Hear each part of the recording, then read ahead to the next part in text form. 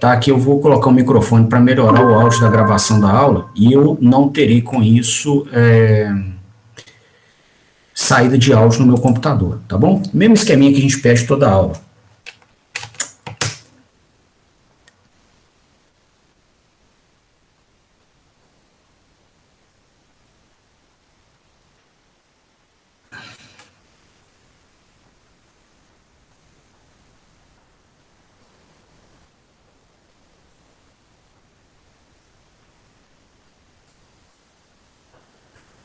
Vou colocar um software aqui de backup que faz gravação também, chama Kazan. Então, se tiver algum bug, a gente tem uma segunda gravação. Bom, pessoal, eu queria continuar com vocês com o assunto abordado na última aula, onde a gente estava mostrando aqui algumas possibilidades, né, de sistemas mecatrônicos diferentes, criativos, que se valem de vários tópicos que nós abordamos aqui nas aulas, né? Então, eu vou recuperar aqui as notas dessa aula de semana passada, tá?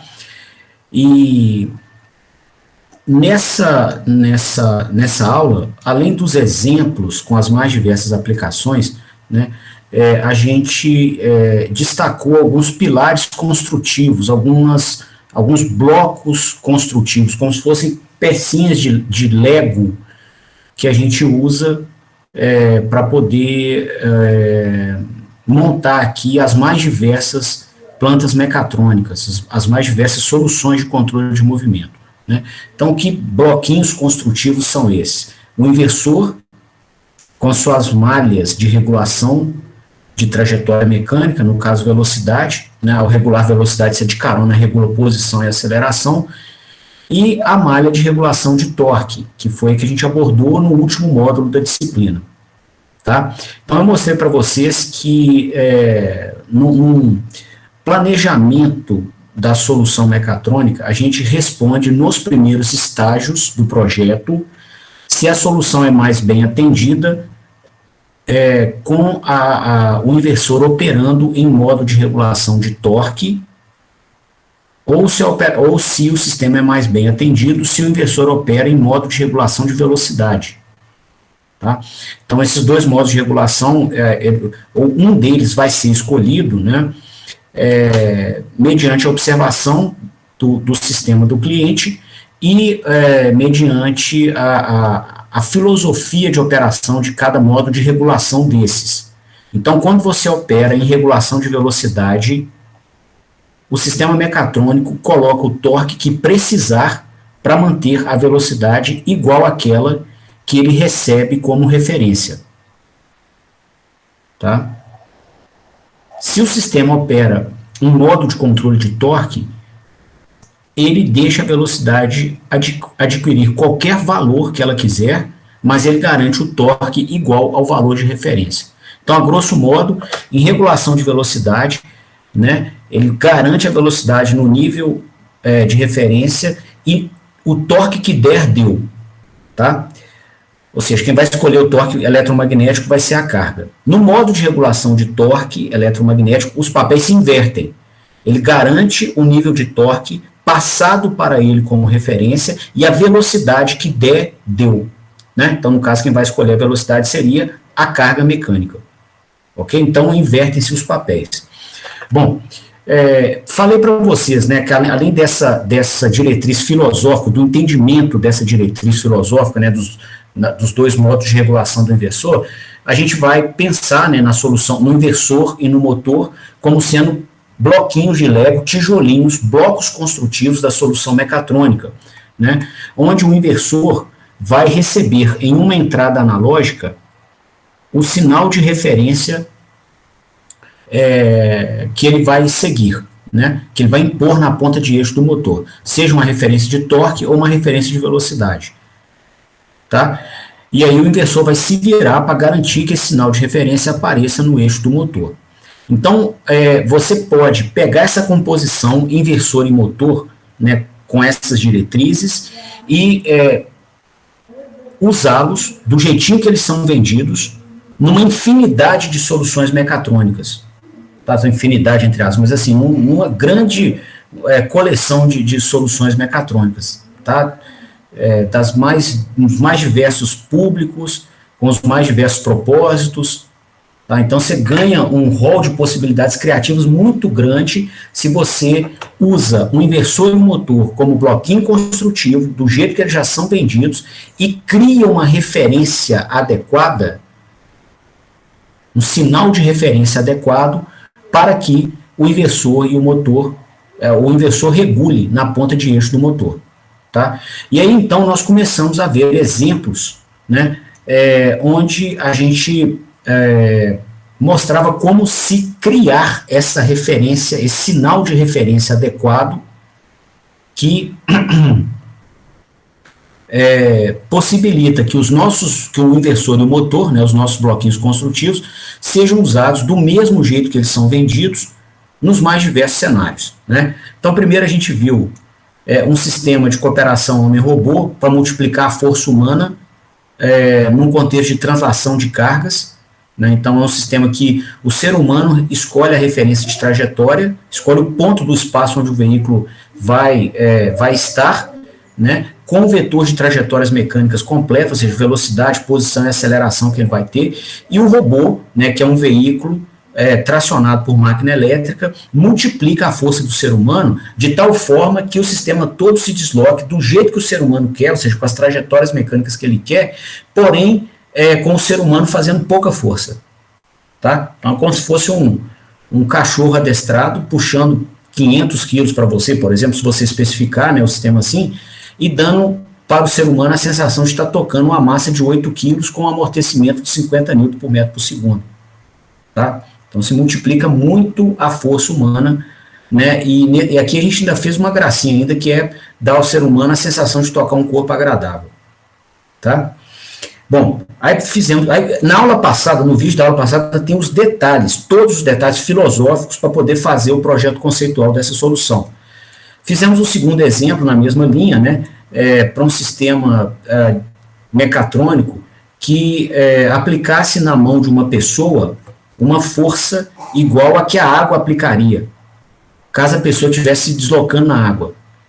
Tá? Então, a gente fez o sistema mecatrônico emular a água, né? Ou imitar a água. Então, foi outro exemplo da semana passada. Fizemos também um exemplo com um supino ativo, né? Onde o sistema mecatrônico emula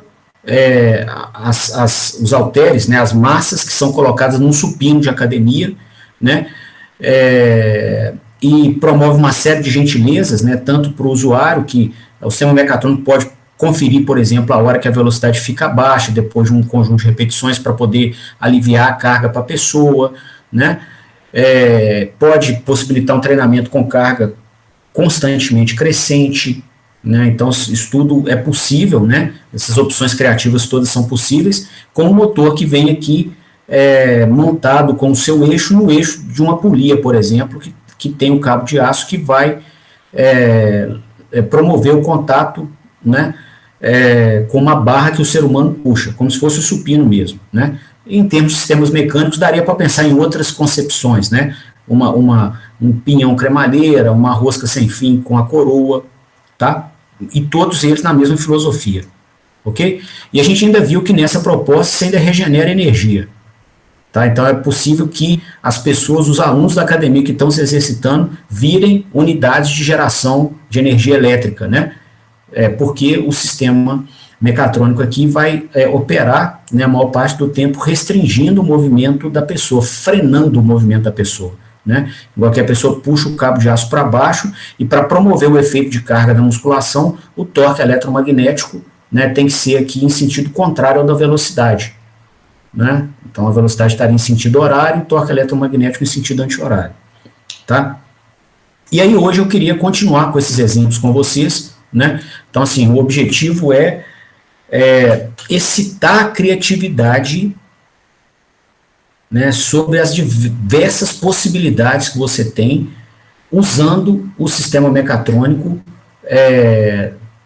como bloco construtivo, o inversor e motor como bloco construtivo de soluções mecatrônicas. Tá? Bastando o quê? Bastando escolher o modo de regulação correto do inversor, torque ou velocidade, e promovendo uma geração de referências adequada. Né, que pode ser feita, inclusive, no microcontrolador, né, um Arduino, um PIC, um STM, aí vai do gosto da pessoa. Tá? Bom, então, o quarto exemplo que eu queria mostrar para vocês é a implementação de um dinamômetro de rolos para laboratório.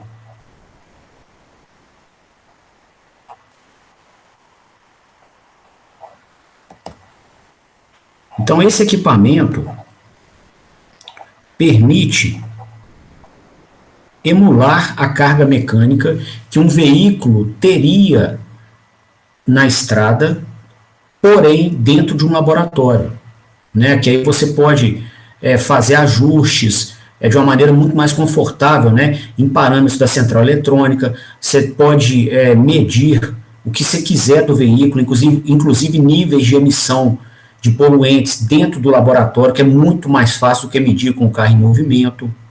Tá? Então, esse equipamento aqui, ele é muito útil no contexto veicular. Né? E como é que ele funciona? Né? Então, digamos que a gente pegue um carro qualquer, né, que a gente colocou em laboratório.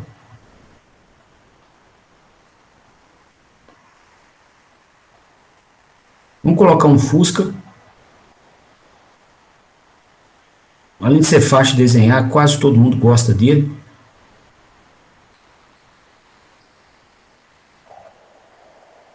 Mais ou menos aqui.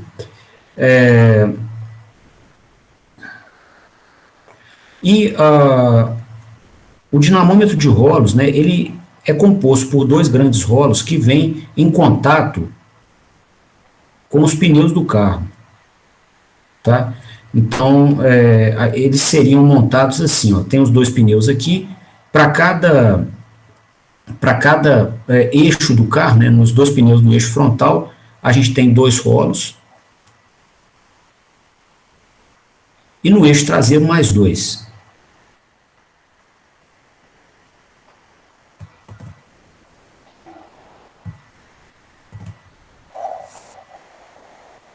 Então, que digamos que seja que a gente tem aqui os rolos que vão na roda dianteira.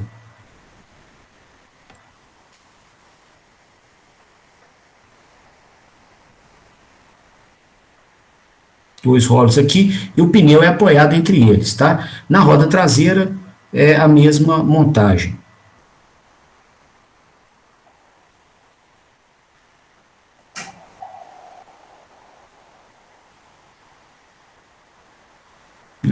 Esses rolos, né, têm grau de liberdade de rotação, né? Aí você tem mancais e rolamentos aqui nas pontas dos rolos. Tá? E aí, uma possível implementação de um dinamômetro seria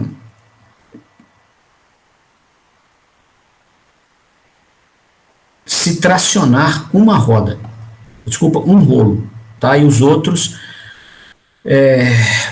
poder promover a eles a liberdade de se movimentar sem tração, ou só com tração do carro, tá? Então, a gente poderia colocar aqui, ó, por exemplo, nesse rolo aqui, uma conexão com o eixo da máquina elétrica.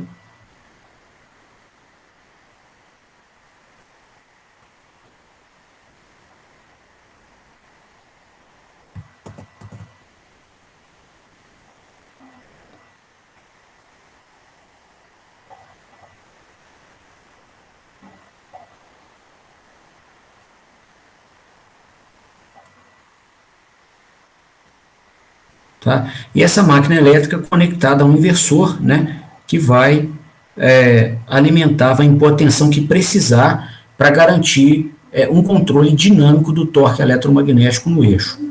Tá? Então, aqui tem o inversor de frequência, né, no ramal de potência, vai converter CA em CA, ligado aqui na rede da concessionária. tá? Aqui, pessoal, só nesse ponto eu vou fazer uma representação unifilar, tá? Então, a gente sabe que aqui são 3 fases, tá? As 3 idênticas, só para facilitar o desenho e a gente convergir mais rápido para os pontos mais interessantes aqui da aula, né? E aí, esse inversor, né, teria na sua régua de interfaces, né, uma entrada analógica que ia receber aqui um sinal de referência, que a gente vai ver qual que é, tá? Que seria gerado em um microcontrolador. Ok? Então, aqui tem um microcontrolador da escolha da pessoa, um Arduino, um PIC, um DSP, qualquer. E aí, na saída analógica, a gente conectaria a saída analógica do microcontrolador com a entrada analógica do inversor e parametrizaríamos o inversor para que ele entenda que nessa entrada analógica encontra-se a referência, o comando de referência que ele precisa para poder impor na ponta de eixo do motor aqui. Ok? Bom, nesse tipo de experimento, pessoal, que o veículo está no dinamômetro de rolos, tipicamente, né, o veículo é exposto a trajetórias mecânicas que são especificadas em norma. Tá? Então, tem normas que vários fabricantes vão seguir para poder promover uma comparação justa entre veículos. Tá? Então, são ciclos de condução. Tá? Essas normas são chamadas de ciclos de condução. Vários países têm as suas. Tem países com mais de uma norma, mais de um ciclo. Tá? E aí o dinamômetro de rolos vai garantir que o veículo no laboratório siga um ciclo similar ao que ele teria na rua, conforme a norma. Tá?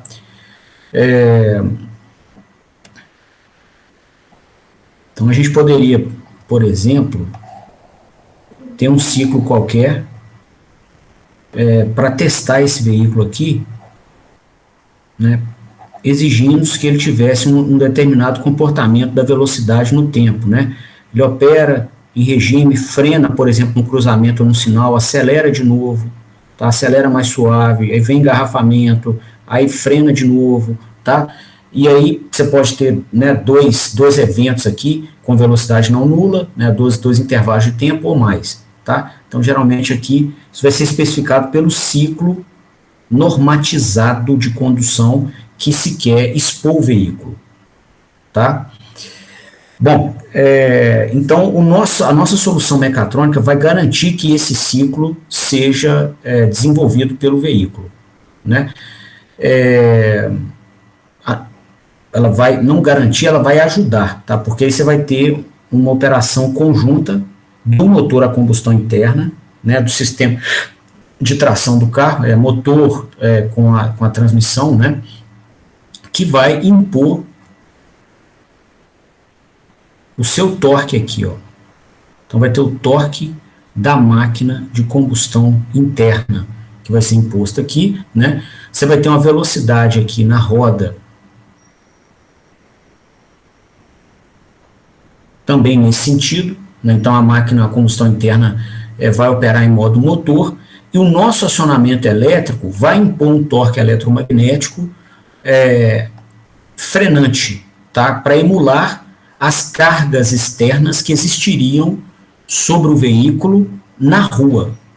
Tá? Então, quando o veículo está na rua, você tem cargas externas promovidas pela gravidade, pelo contato do pneu com o solo, pelo vento e pelos rolamentos que suportam os eixos, as peças rotativas do sistema de tração do carro.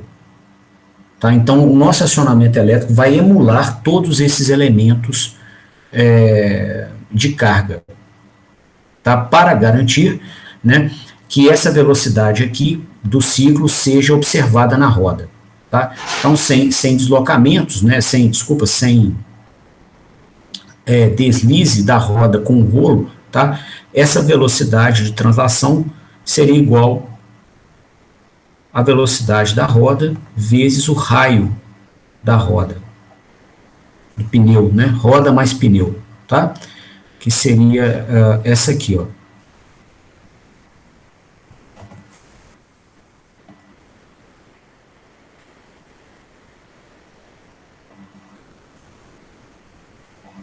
Ok? Então, o nosso sistema mecatrônico iria impor um torque frenante, né? Para cá, ó. O torque eletromagnético da máquina iria ser desenvolvido nesse sentido, tá bom? E aí no ponto de contato, né, do cilindro com a roda, a gente ia ter uma força eletromagnética aqui, a força promovida pelo efeito do torque eletromagnético, né, que seria igual ao torque eletromagnético que o motor desenvolveu aqui no eixo,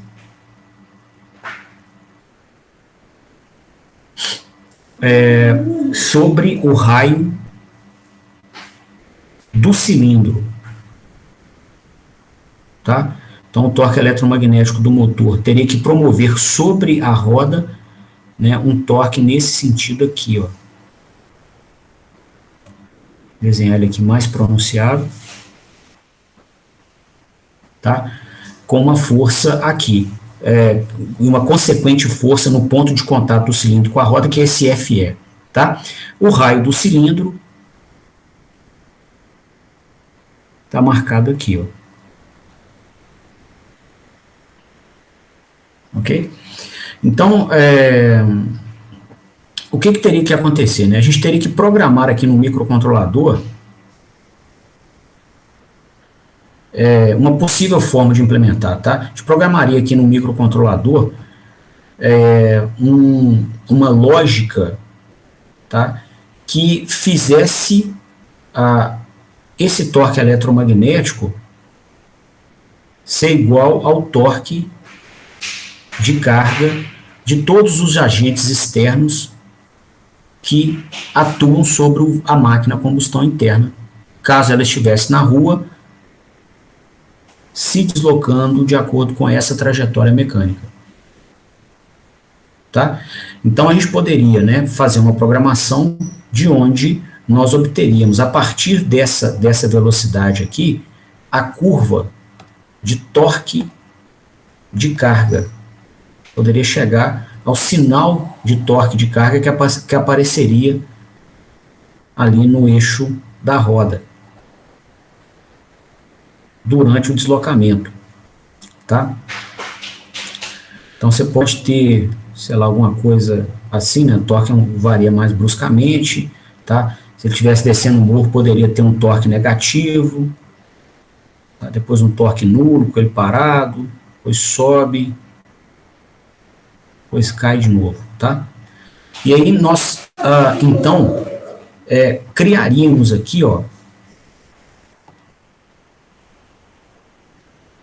uma referência de torque eletromagnético, passaríamos para o inversor uma referência de torque eletromagnético que fosse igual ao torque da carga que o veículo experimentou na rua, de tal forma que a gente garantisse com essa carga que ele ia operar conforme a velocidade do ciclo. Tá? Então, o que viria aqui dentro? Né? Qual que seria a lógica que a gente ia implementar aqui dentro? Né?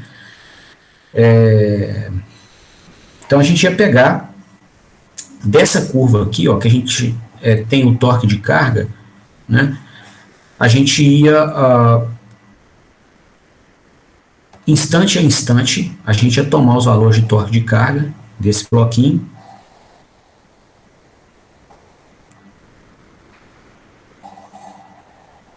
em cada instante de tempo, e esse torque de carga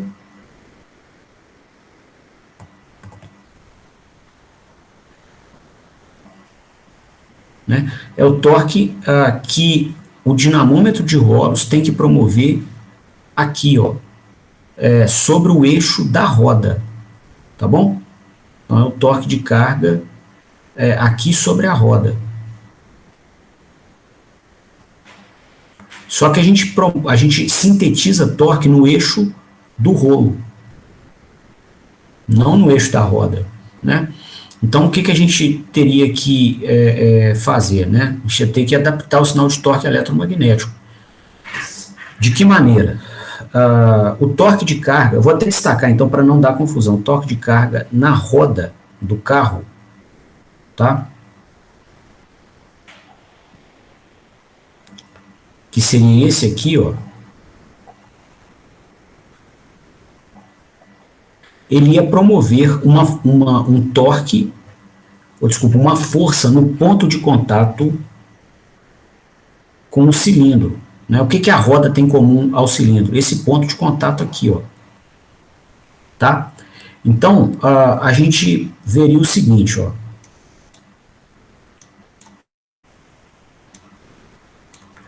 Que o torque de carga no eixo da roda seria igual à força que a carga faz no eixo da roda vezes o raio da roda.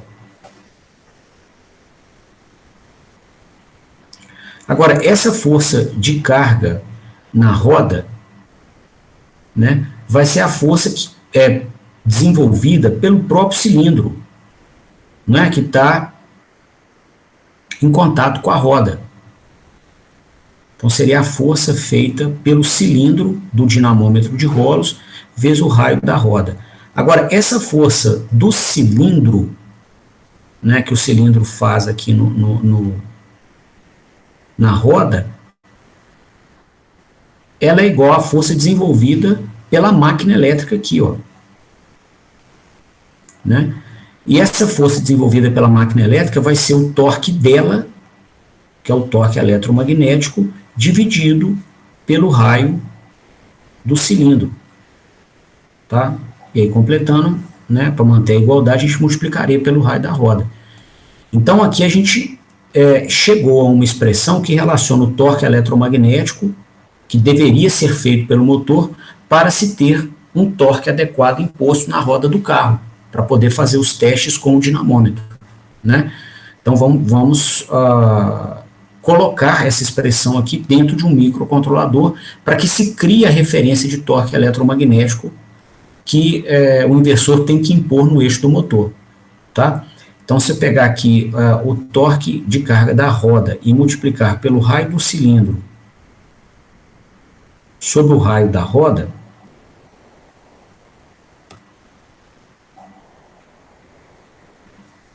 conforme a expressão logo acima que a gente acabou de trabalhar,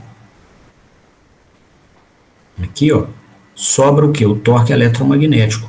Então, esse torque eletromagnético é o valor de torque que, se aparecer no eixo do motor, nós temos a garantia de que vai aparecer na roda do carro o torque que precisa para emular o que o carro veria na rua, o torque que o carro receberia na sua roda se ele estivesse na rua.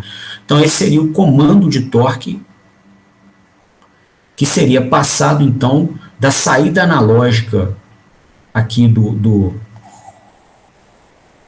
nosso microcontrolador para a entrada analógica do inversor.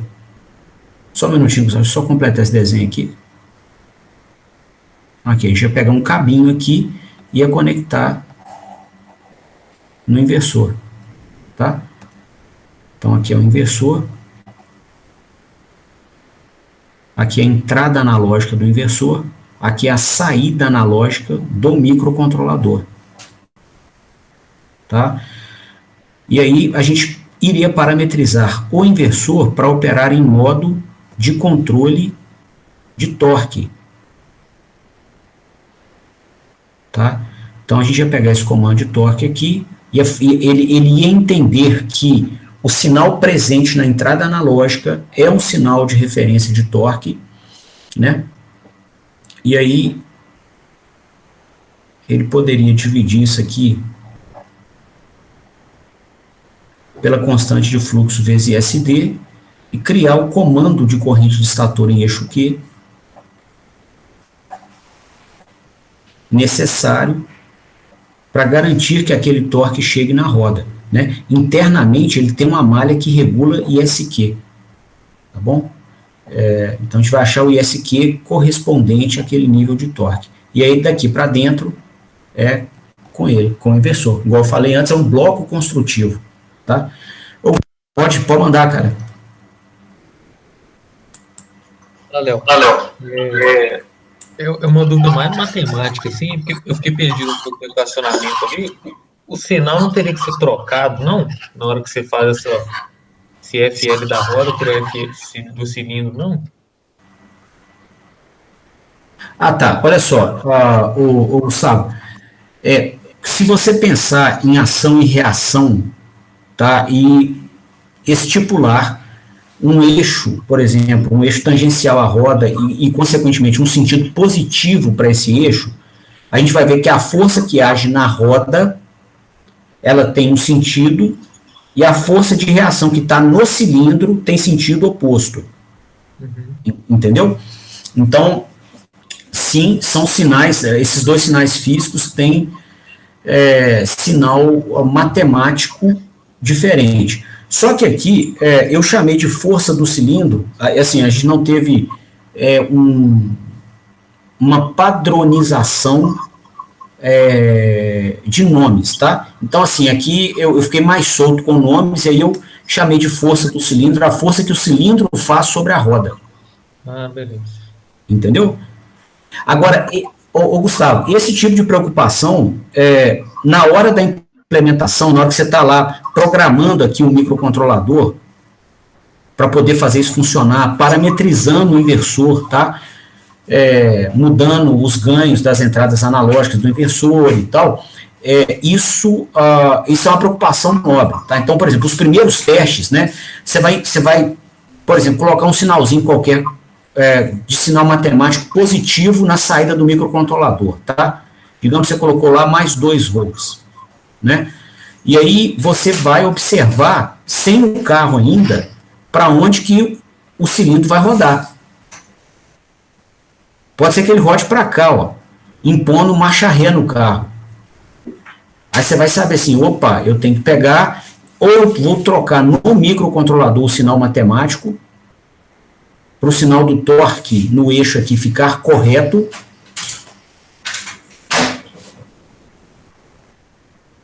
ou eu vou chegar aqui na entrada analógica do inversor e multiplicá-la por -1 em algum ponto aqui. Entendeu? Entendi. Então, assim, na hora da implementação, o ajuste desse tipo de coisa gasta muita engenharia, tá? Mas é muita. Você vai pegar, vai ajustar os níveis certinhos, sinal matemático, como parametrizar o inversor, proteções para esse trem não explodir, o carro não sair do rolo batendo, tá? Então, assim, o pessoal que faz a engenharia, né, o ajuste final disso aqui, na verdade o pessoal é a gente mesmo, tá certo? Ainda vai ter muita mão de obra depois do projeto conceitual, que é o que a gente está fazendo aqui. Tá?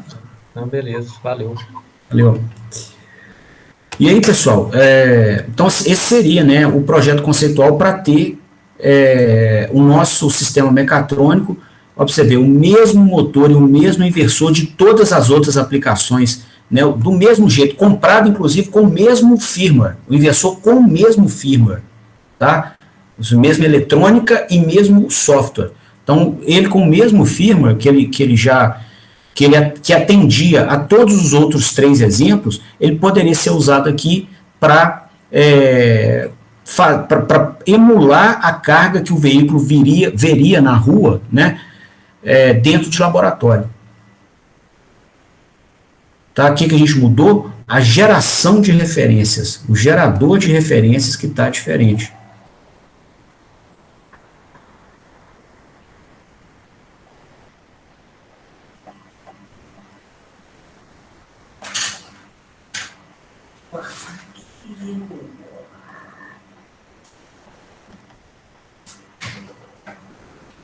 Tá? Bom, um outro exemplo aqui que eu queria apresentar para vocês, na mesma proposta, tá? Usando o mesmo inversor que você ia comprar na loja aqui, de qualquer fabricante, com o mesmo motor, só que agora para auxiliar no içamento de cargas. Tá? Então, eu queria fazer um sistema de cooperação homem-robô para auxílio ao içamento. O primeiro exemplo nosso era um auxílio à translação. Agora eu queria fazer com vocês um para içamento.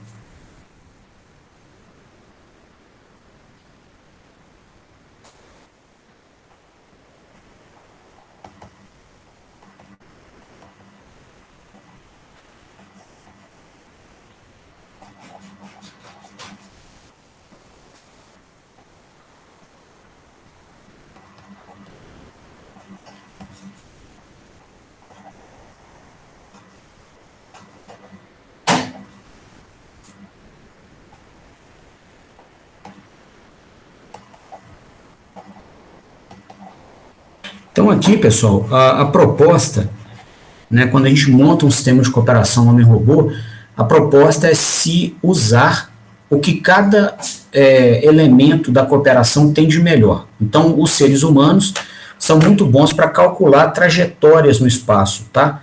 E levar, né, os objetos aos pontos de trajetória desejados. O robô já é muito bom para fazer força, tá? Para multiplicar a força do ser humano. Então, a gente vai se valer, então, das potencialidades de cada um dos elementos da cooperação. Então, a ideia é que a maior parte da força fique com o robô. Então, o robô vai ser um multiplicador de força, que inclusive é o que a gente quer dele, né? A gente quer poupar o nosso sistema ortopédico de lesões.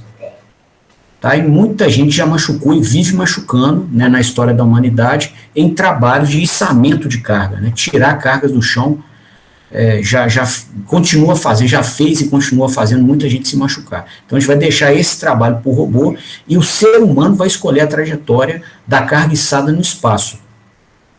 Tá? Então a gente não quer que exista uma restrição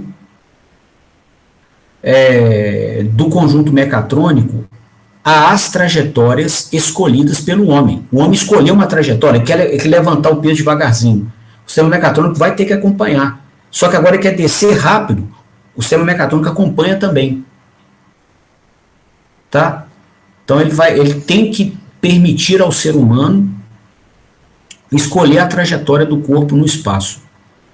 Tá? Escolher a trajetória, quando eu falo escolher a trajetória, escolher o vetor de trajetórias completo. Posição, velocidade e aceleração. Ok? Então, bom, aí está bem sugestivo, né, que o nosso bloco construtivo mecatrônico, que é o inversor e motor, opere em modo de regulação de torque, né, para deixar que a velocidade seja escolhida pelo ser humano. E ele cria um torque para fazer o braço do robô multiplicar a força da pessoa, na velocidade que a pessoa escolher. Tá? Então, essa é uma primeira tradução dos sinais, das informações da aplicação para a linguagem da mecatrônica, para os sinais de mecatrônica. Então, os sinais físicos a gente trabalha. Bom, um sistema desse, pessoal, ele poderia ser implementado assim, fazer uma proposta, tem mais de uma forma de fazer, né?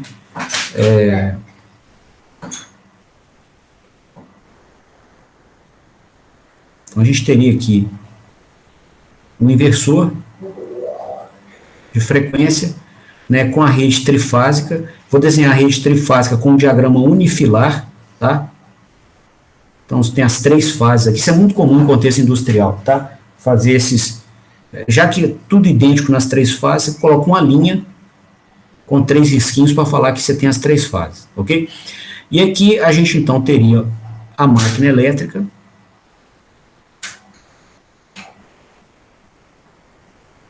alimentada pelo inversor.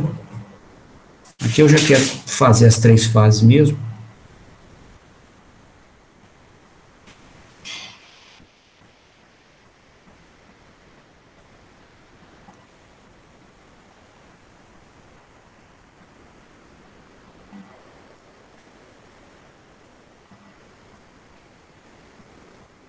Tá? Aqui a gente tem o eixo da máquina.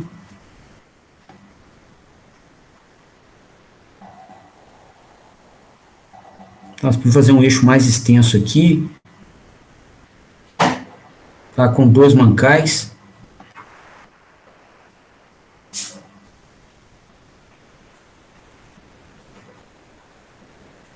Com rolamentos, né, para apoiar o eixo. Aqui não seria um peso tão grande, não precisa ser mancal hidrodinâmico, pode ser com rolamento mesmo, de esferas, vai funcionar bem.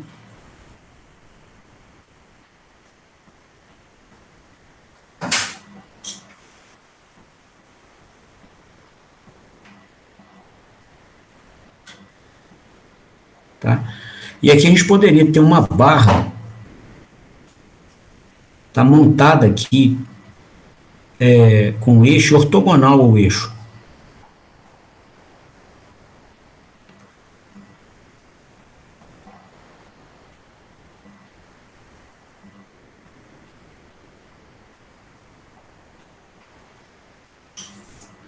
Mais ou menos assim.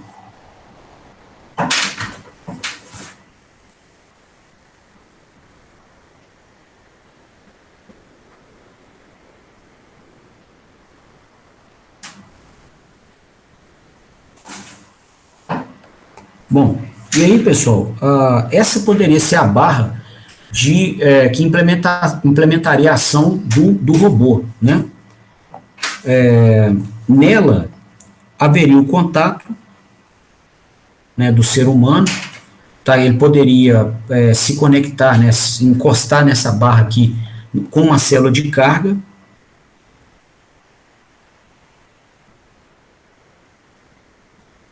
Tá? Aqui viria a mão dele para fazer o içamento.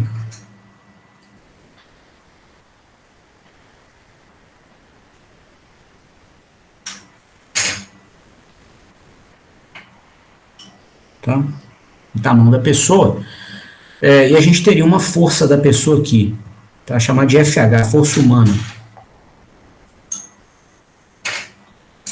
Ok? E aqui na ponta, a gente teria a carga que seria içada.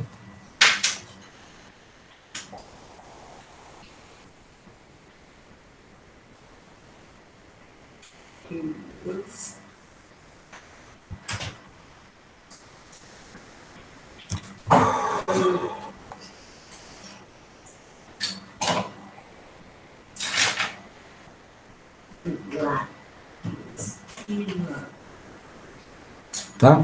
Essa carga aqui está se deslocando contra o campo gravitacional. Tá? Então, é ter a força peso, tá? Digamos que aqui está o solo, atuando aqui. Ok? E aqui é a carga útil, né? O que a gente gostaria de içar nessa solução, né? O robô da cooperação é o conjunto ali, inversor, motor, manipulador mecânico, que são os 2 eixos, né? E o cabinho de conexão com a carga. Tá? Isso aqui compõe o robô. É um robô como qualquer outro, tá? Esse robô não precisa ser um humanoide, tá? Isso não é... Você não precisa ter todo robô humanoide. Bom, aqui então, pessoal, se você, um caso clássico, né, assim, que muita gente machuca, içar saco de cimento em construção civil, tá? Ou no meio agrícola, né, saco de café, de milho, de soja, tá? Digamos aqui com 50 quilos, tá? Então ia dar uma força peso aqui de 50 kgf. Né? Então a gente gostaria que esse sistema operasse, já que ele, né, tem que se prestar a ajudar a saúde humana, tá? A gente gostaria, por exemplo, de operar isso aqui, né, içando esses 50 quilos, enquanto nós fizéssemos 1 quilograma força de força. Tá? Então, por exemplo, você está içando 50 quilos com o mesmo esforço que você faria para içar um pacotinho de sal. Tá? Ou você pode até colocar mais leve ainda, aí vai do gosto de cada um. Tá? Se você colocar leve igual a pena, também é possível. Tá? Bom, como que seria, né, a operação desse conjunto? Como parametrizar um microcontrolador, um gerador de referências,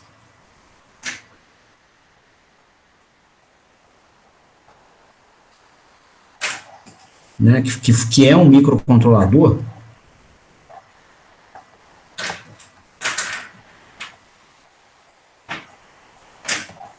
para garantir que o sistema opere do jeito que a gente falou, né? Então, aqui da saída analógica do nosso microcontrolador, a gente conectaria, né, com um cabinho a entrada analógica do inversor, avisaríamos ao inversor que nessa entrada analógica nós vamos aplicar a referência de torque eletromagnético do eixo do motor.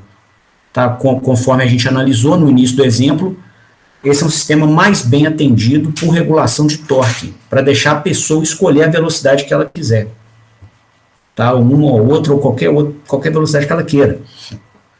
Tá? Então, a gente precisaria aqui, no gerador de referências, criar a referência de torque eletromagnético. Tá?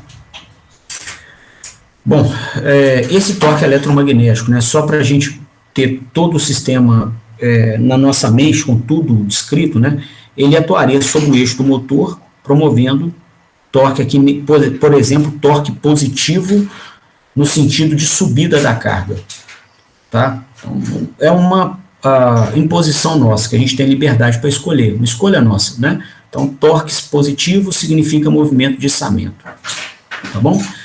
A gente perceberia carga no eixo dessa máquina, né?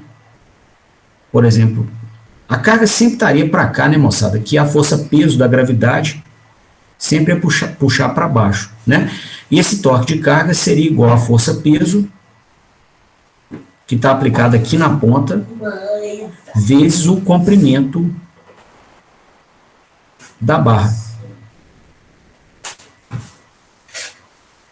Tá? Então, esse seria o torque de carga que seria percebido no eixo. Então, é até uma informação útil para especificar o motor, né? Para escolher qual máquina seria adequada para tracionar isso aqui. Tá? Bom, olha só, já que nós queremos, agora vamos fazer aqui a estrutura que vem dentro do gerador de referências. Tá? Vou colocar ela aqui junto com o desenho aqui em cima. Ó. Tá? Vamos resolver essa incógnita aqui. Bom, se você quer que o ser humano, né, faça, por exemplo, constantemente uma força de 1 kgf, tá? Então você vai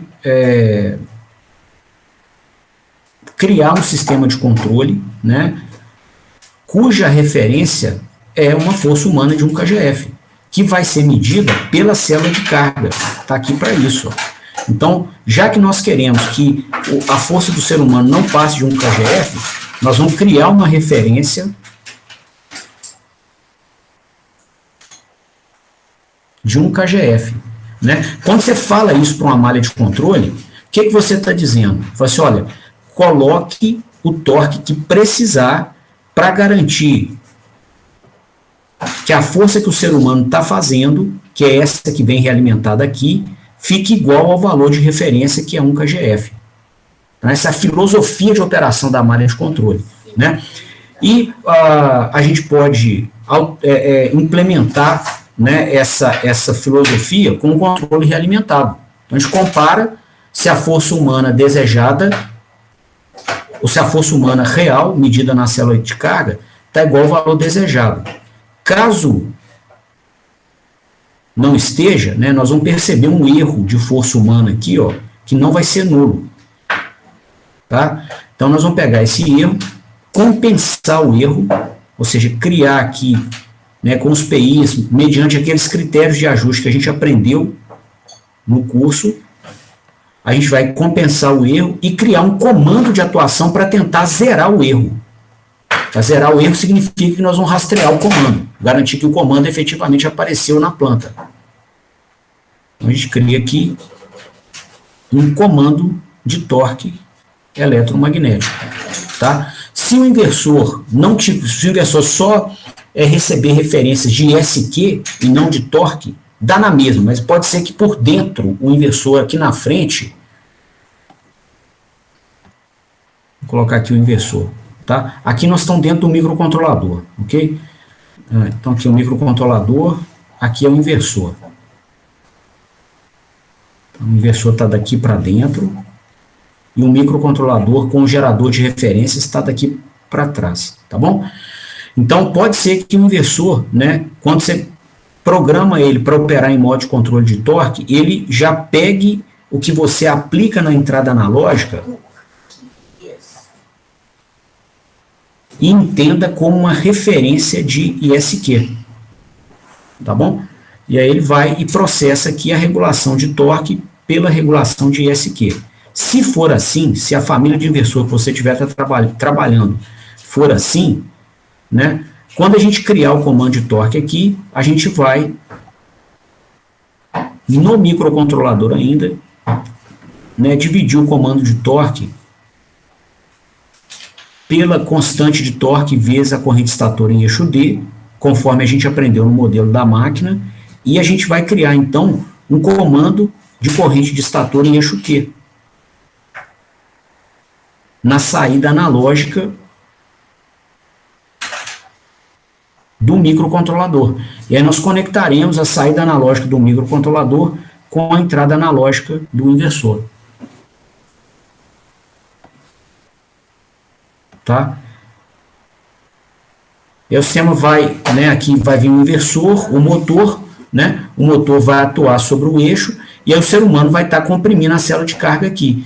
E aí o inversor vai, a solução mecatrônica vai regular a trajetória mecânica aqui da barra, de tal forma que o que se mede aqui na célula de carga fique o mais próximo possível de um KGF.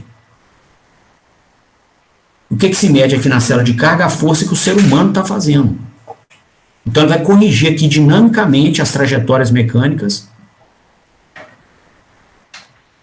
né, impondo torque através da imposição de torque eletromagnético, para que a mão humana só perceba um KGF de força, mesmo embora a gente esteja içando 50 KGF aqui. Tá? Então, esse é o princípio. Esse princípio de multiplicação de força é o mesmo que vai nos exoesqueletos que o pessoal faz, né, para ajudar pessoas com deficiência, ou até mesmo na ficção científica, igual aquela armadura do Homem de Ferro, que ele é um exoesqueleto. O princípio operacional é esse.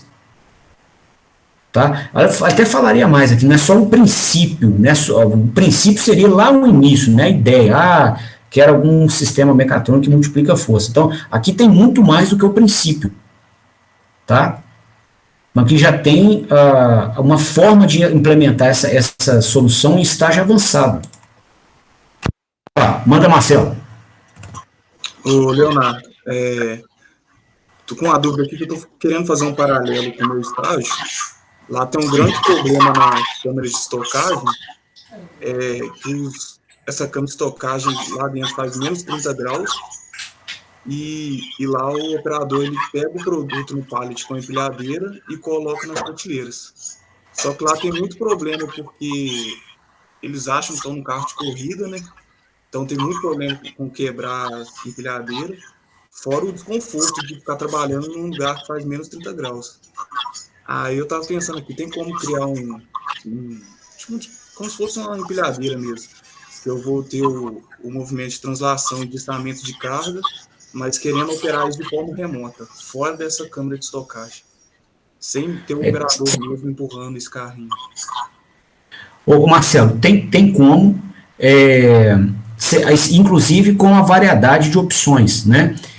Você poderia ter uma câmera de filmagem no carrinho que mandasse para uma tela do operador, com o operador do lado de fora da câmera frigorífica, tá? Para ele não ter que ficar lá, né, operando, né, trabalhando na temperatura baixa, né? E aí, uma ou mais câmeras no carrinho, né, para ele poder comandar remotamente os movimentos de translação e içamento do carrinho da empilhadeira, tá? É uma possibilidade, né? E para que não exista quebra, né, você pode implementar também proteções que utilizem, né, dessa solução mecatrônica nossa. Por exemplo, você tem como, no inversor, né, aqui nós estamos com içamento, né, mas se a pessoa, por exemplo, tiver ou tentar empilhar uma carga maior do que a do equipamento, né? Isso estiver promovendo queima. Então, é possível chegar aqui no inversor, ou até mesmo no microcontrolador, e colocar um saturador para o comando de torque, de tal forma que na hora que o cara coloca as lanças da empilhadeira debaixo do pallet de madeira, ou do recipiente que tiver a carga, se ele tentar içar um peso maior do que o limite máximo de torque, tá? Simplesmente o sistema trava e não vai mais, tá? E aí você pode, aqui na verdade é um ISQ máximo, que está correlato ao torque máximo. Então, você tem como implementar aqui uma solução onde você limite a ação do operador de tal forma que ele não quebra o equipamento. Tá? Porque vai acontecer simplesmente o seguinte: tentou levantar a carga mais pesada do que o equipamento está dimensionado para trabalhar, simplesmente não iça. E ainda dispara um aviso. Tá? Isso aqui você pode programar. O inversor tem conexão com redes, tá? Tem portas aqui com conexão com redes. E você pode comprar cartões. Caso ele não venha com a rede específica que tem na sua indústria, você pode comprar um cartão de interface para aquela rede e colocar. E ele pode disparar para uma rede qualquer de automação a informação. Se, opa, a paleteira está tentando içar uma carga maior do que deveria. Então, o próprio inversor não vai deixar ela quebrar por aqui e você ainda avisa as pessoas, aos mantenedores da planta e ao próprio operador, né, pessoal? Esse pallet não dá para pegar. Vai ter que tirar um pouco de peso em cima dele. Tá? E no sistema de translação, se o cara tiver também com manobras muito bruscas, negócio que você falou de um Fórmula 1, é possível também você limitar aqui o torque máximo do inversor que regula a translação do veículo. Tá? Para o cara não acelerar demais, porque acelera demais. Aí depois, na hora que está quase chegando no anteparo, ele freia de uma vez, aí sai voando carga para cima, sai virando paleteira, tá? Então, assim, é possível também se limitar a aceleração máxima que ele vai ter, ou até mesmo a velocidade máxima. Tá? Isso também dá para fazer, ou seja, na hora que ele chega numa velocidade limite, ele só rejeita a carga, ele não coloca mais torque para acelerar. Entendeu? Uhum. Parâmetro do inversor. Tem um parâmetro do inversor, igual a gente viu lá no laboratório, tem um parâmetro que é o torque máximo. Se eu não me engano, no VEG é o P169. Torque máximo em sentido positivo. Tá? Quando você cria esse limiar aqui, ó. Tá? E inversores de outros fabricantes também tem. Tá? Estou comentando o VEG aqui, mas outros fabricantes também têm isso, né? Já consolidado. Então, seria uma sugestão que eu te daria para poder evitar esse problema e melhorar a condição de trabalho do operador, né? Para não ficar dentro de câmera com menos 30 graus, né? Sim, essa parte da estocagem lá é um grande problema mesmo, porque até o chão é meio congelado, aí eles vão acelerando e quer que o carro freie na hora que ele pisa. Aí geralmente dá muito problema lá. Assim, é uma condição de trabalho muito pesada, né, cara? Assim, existe contexto, né, de falta de perícia, pode ter negligência, mas também há de se convir, qualquer um fazendo exercício de empatia, né, se colocando no lugar do cara, você ficar ali horas e horas a menos 30 graus, vai perturbar raciocínios mais sóbrios e mais lúcidos, né? Não é o mesmo raciocínio, o mesmo cálculo de trajetória que uma pessoa tivesse sentada na temperatura ambiente, né? Teria, né? Então, talvez seja algo interessante a se implementar. Não é caríssimo, assim, são equipamentos de prateleira e com ampla gama de fabricantes, já com comunidades que têm uma base de aplicações, de funções de programação muito grande também, seria possível. Usar disso tudo para ter uma solução dessa rodando. Entendeu? E com o mesmo operador. Pode ser o mesmo cara, assim, eu não estou advogando para tirar o emprego de ninguém, não, tá? Assim, também a gente tem que olhar isso, né, que às vezes na área tecnológica aqui a gente, o pessoal sobrepõe, né, a tecnologia à dignidade humana. Então, assim, o emprego do cara é muito mais importante do que, né, o emprego dele, a alimentação da família dele é muito mais importante que qualquer solução tecnológica. Agora, nós não vamos implementar a solução? Não vamos implementar. É possível implementar, tem recurso, ela é interessante. O próprio operador pode operar o veículo, só que do lado de fora. Sim. Né? O próprio operador mesmo operar isso lá de fora para facilitar bem para ele. Né? Às vezes ficar sentado de fora, mais confortável, só operando remotamente. Sim, verdade. Né? Aí com o tempo refina, tem câmera hoje, cara, que você compra para contexto residencial de R$300, você roda a lente da câmera em 2 eixos, você faz ela visualizar para baixo, para cima, para direita e para esquerda. R$300 residencial, conversa wireless. Então, assim, o cara ainda, com a câmera dessa, ele pode imitar o olho dele, uma câmera na frente do carrinho, ele olha direitinho como é que está o pallet, onde que está a guia da empilhadeira. Então, assim, é bem execuível, viu? Uma solução bacana toda a vida. Uma bacana mesmo.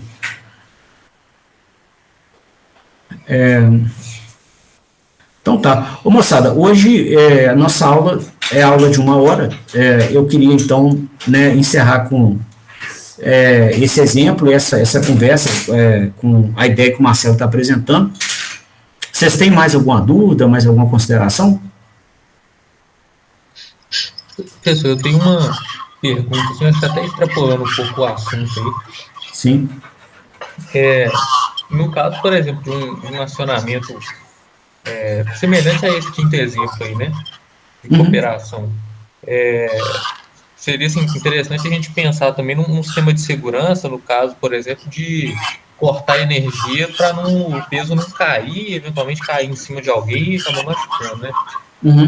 Esse tipo de sistema, assim, vamos dizer, paralelo, né, ao sistema principal, isso pode influenciar de alguma forma o projeto ali do controlador, ou não sei, tem alguma interferência nesse projeto ou não? Tem soluções, Gustavo, que são totalmente independentes ao projeto aqui, que são até aquelas que se usam em elevadores, içamentos, chama freio Eldro. São 2 sapatas de freio que vêm montadas aqui, ó. Tá? Você pode botar uma sapata ou 2, tá? O efeito é o mesmo. E aí, cara, digamos que essa sapata de freio, ela colhe aqui no eixo, deixa eu dar um zoom aqui, ó, para poder travar o eixo, tá? Não sei se eu vi o zoom aqui, que eu vi minha figura. Deixa eu melhorar ela aqui. Então, digamos aqui, ó, você tem a sapata de freio que cola aqui no eixo,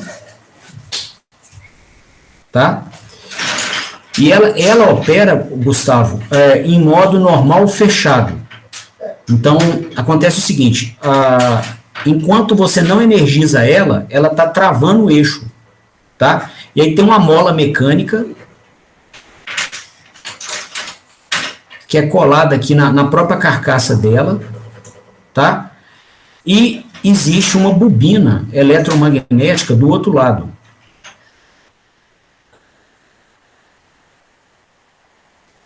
Tá? Então, enquanto tem energia elétrica alimentando aqui essa bobina,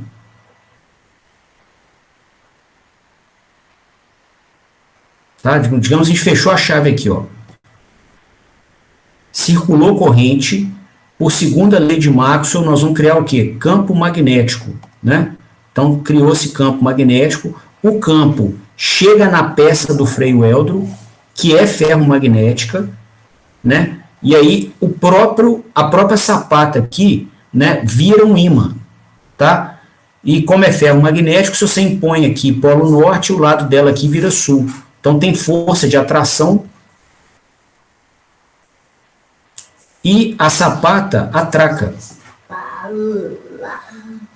Tá? Ela puxa para cá, bate no anteparo qualquer da carcaça do freio Eldro e aí solta o eixo.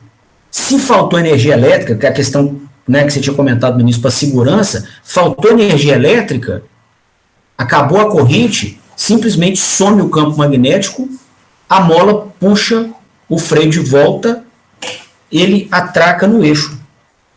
E não deixa o eixo rodar mais, travou o eixo. Aí você tem a função de segurança que precisa. Tá? Essa é a clássica, elevador, içamento, né, de parte industrial, todas usam essa. Tá? Pelo motivo que você tá comentando aí, segurança. Faltou energia, é a hora de entrar, de travar o eixo. E eu posso falar que essa resposta aí à falta de energia, eu posso falar que ela é praticamente um degrau, não? Praticamente um degrau. Bacana. Tá? Mas praticamente, faltou, é uma dinâmica eletromagnética. Tem um pouquinho mais lento, vai ser a dinâmica mecânica da mola aqui, tá? Mas assim, o que o eixo vai rotacionar até o freio L travar é mínimo, tá? O pessoal usa com içamento industrial, cara, assim, nossa senhora, com uma exigência, né, muito grande, tipo panela de aciaria com 500 toneladas. 500 toneladas, cara, numa panela içada num negócio desse aqui, tá? Motorzão de 650 kW, uma bruta de uma transmissão, tá? E segura, ele trava, sabe? Sistema de carregamento de locomotiva, tá? Com perfil estrutural de aço pesadíssimo, tá? Funciona com isso também. Elevador para pessoas, né? Que aí é uma aplicação muito mais nobre do que as outras, né? Segura, as pessoas não, o elevador não cai no poço com os passageiros, entendeu? Então funciona filé, chama freio Eldro, tá? Ele é antigão e assim ele sobrevive a todos os avanços tecnológicos que o mundo mecatrônico passa, entendeu? Então você vai pegar, na década de 20 era o freio Eldro, 20 do século passado, você chega na década de 20 de hoje, é o mesmo freio Eldro. Ele é competente demais, sabe? Então, esse trem aí foi esperto, né? Esse foi. Se tivesse visto, tava ganhando dinheiro até hoje, né, Pedro? Estaria. Já registrou patente e tudo mais, mas estaria até hoje. E esse aqui não acaba, não. Vai passando. Não vou falar, uma hora vai acontecer, né? Alguma coisa melhor, mas até então, tá? E realmente, assim, se a gente olhar, né? Qual é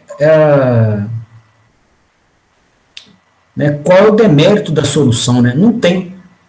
Tá lá, é competente demais, funciona, o mecanismo é simples, robusto, na hora que precisa, atua mesmo, tá? Então, merece os parabéns, esse aqui merece demais, sabe? Bacana, valeu. Valeu. Ô, moçada, mais alguma dúvida? Tranquilo aqui. Então tá. Você também, Marcelo, tá beleza?